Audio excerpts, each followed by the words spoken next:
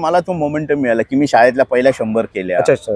त्यावेळेस मोमेंट 10वीलाच मिळाला. मग मी 10वीत एवढ्या धावा केल्या की मी अंडर 19ला मी हायेस्ट रन बनवल्या आणि त्याच्यामुळे मी नॅशनल अकॅडमीला सिलेक्ट झालो. ओके, तो एक माझ्यासाठी महत्त्वाचा टर्निंग पॉईंट झाला. अंडर 19 साठी अंडर 15 साठी मी त्यावेळेला कर्नल हेमू अधिकारी होते. त्यांचा एनसीएचा कॅम्प बँगलोरला मी सिलेक्ट झालो.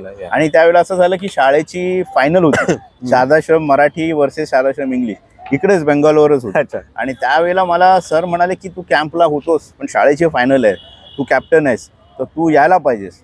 मी म्हणालो हो. तर मग सरांनी एनसीएचे त्यावेळेला सी नागराज म्हणून सेक्रेटरी होते, त्यांना फोन केला आणि सरांनी माझं पहिलं विमानाचं तिकीट आचरेकर सरांनी काढलं आणि ती उलटा आलो. म्हणजे मी बँगलोरवरून मुंबई आणि मुंबईवरून बँगलोर परत, म्हणजे ती मॅच खेळायसाठी आला आणि पुन्हा परत कॅम्पला अटेंड केला. मी म्हणजे जाताना ट्रेननी गेलेलो. त्या सरांकडे जेव्हा गेलो होतो तेव्हा माझ्या डोक्यात हेच होतं की माझ्या घरच्यांसाठी मला चांगली नोकरी मिळाली.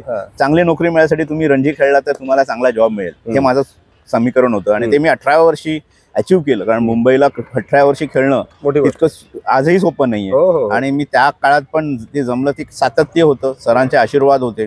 आणि मग सरांचा सगळ्यात माझा टर्निंग पॉईंट परत आला तो म्हणजे निर्णय घेण्याचा की मला मफतलाल सेवा संदीप पाटील टीम बनवत होते सनग्रेसची आणि मला माधवराव शिंदे आणि रेल्वेची टीम बनवत होती. मला रेल्वेची ऑफर आली तेव्हा हेमू अधिकारी आमचे रेल्वेचे ऑफिसर होते, ते सरांकडे आले आणि म्हणाले की अरे आम्ही ना स्पोर्ट्स ऑफिसरची जॉब देतोय.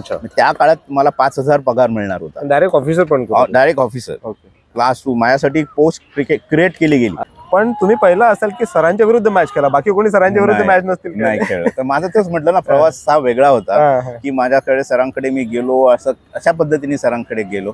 आणि मग पुढून तर मग सरांनी माझ्याकडे सांगितलं की मी साने गुरुजीत होतो आणि शारदाश्रम मध्ये तू ये. मी 7वीत होतो त्यावेळेला. तर मग सरांनी सांगितलं की तू 7वीत ये ऍडमिशन. पण एक पुन्हा प्रॉब्लेम आला, कारण दादर मुंबई 28, साने गुरुजी पण 28, शारदाश्रम पण 28. त्यावेळेला तुम्हाला ट्रान्सफर नाही मिळायची. मग सर स्वतः माझ्या बरोबर आले. माझ्या साने गुरुजीच्या प्रिन्सिपलना डंके सर होते, त्यांना म्हणाले की ह्या मुलाच्याच क्रिकेट आहे तुम्ही, कारण मी शाळेत विद्यार्थी अभ्यासात हुशार होतो त्यामुळे ती शाळा मला सोडायला तयार नव्हती. तर मी म्हणालो की ते सर नाही मला खेळायचं आहे क्रिकेट. आणि आचरेकर सर स्वतः आले की ह्याला ऍडमिशन साठी द्या. आणि मग मी शारदाश्रमला गेलो. मग तिकडून एक जरा घरच्यांनाही ते झालं की अरे मुलगा आपला आता क्रिकेटला जाणार शारदाश्रमला. पण तो प्रवास पुन्हा खडतर होता. कारण 7वी 8वी 9वी तिन्ही याच्यात मी एकही 50 नाही धावा करू शकतो. आणि आमच्या अगेन्स्ट विश्वनाथ हे सगळे खेळले होते, मोठे सगळे जण होते. आणि एक म्हणजे यादगार होता की जेव्हा विश्वनाथ आमचे पण रोल मॉडेल होते, त्यांना आम्ही लहानपणी बघितलेलं, त्यांच्या विरुद्ध खेळायला मिळणं. आणि तो होता की मी त्या मॅचला टर्निंग ट्रॅक होता. ती मॅच चांगली झाली. मी त्यावेळेला फक्त 11 धावा केल्या. रघुराम भटच्या एक उजळ बॉलला 5-6 विकेट काढलं होतं मला वाटतं रघुराम, आणि बॉल जस्ट स्लाइस होऊन गेला आणि मी स्वतः वॉक केलं. त्यावेळेला मला विश्वनाथ म्हणाले होते की अरे हे स्पोर्ट्समॅन स्पिरिट इम्पॉर्टंट आहे. कारण माझा पहिली मॅच कोणालाही मुंबईला खेळताना पण मला वाटलं मी आउट होतो, मी निघालो होतो. पण ह्या छोट्या छोट्या गोष्टी होत्या की ते दिग्गज खेळाडू बघत असतात.